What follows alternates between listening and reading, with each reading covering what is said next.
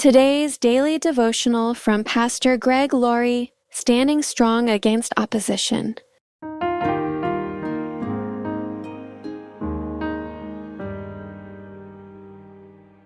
So take courage, for I believe God, it will be just as he said.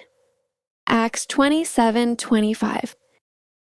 Many Christians are tempted to believe the lie that when we're in the will of God, everything will be smooth sailing. But often, just the opposite is true. Doors slam in our faces. Obstacles appear in our paths. Storms arise that threaten to drive us off course. That's why we need to remember that we have a spiritual enemy who wants to stop us from doing what God wants us to do. And he will use any means at his disposal to accomplish his work, including causing us to doubt God's goodness and protection. Acts chapter 27 tells the story of the Apostle Paul's voyage to Rome.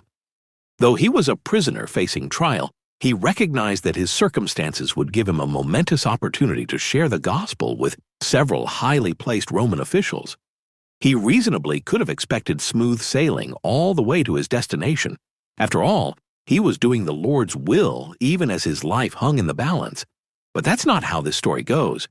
An incredible storm arose that caused the people on his ship to despair of their lives, but not Paul.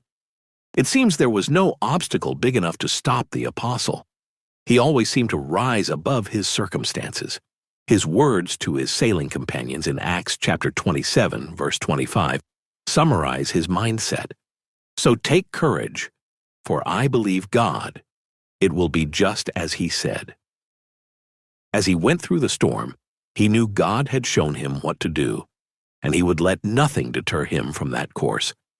When a hard time hits, when a crisis hits, when a tragedy hits, often our first instinct is to look for a way out.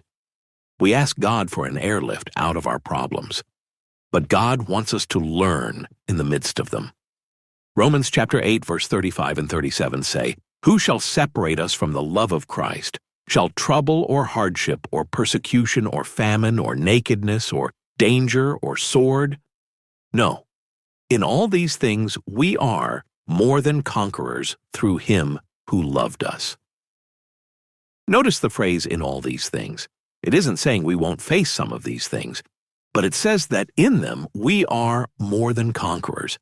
If you're seeking to obey the Lord, expect opposition. Expect obstacles, expect difficulties, but also expect God to see you through. That applies on a national level as well. Theodore Roosevelt, our 26th president, once gave a speech in which he talked about the man in the arena. That is, a person, such as a national leader, who is heavily involved in doing what he believes is right, all the while enduring the attacks, criticism, and second-guessing of those who sit on the sidelines.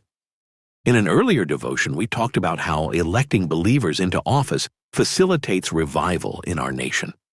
But we also need to stand by those leaders because our spiritual enemy will do his best to wear them down or neutralize them through continuous attacks. They need our support. As you go about your day, I encourage you to think about this question. How can you show real support for the Christian leaders of our nation?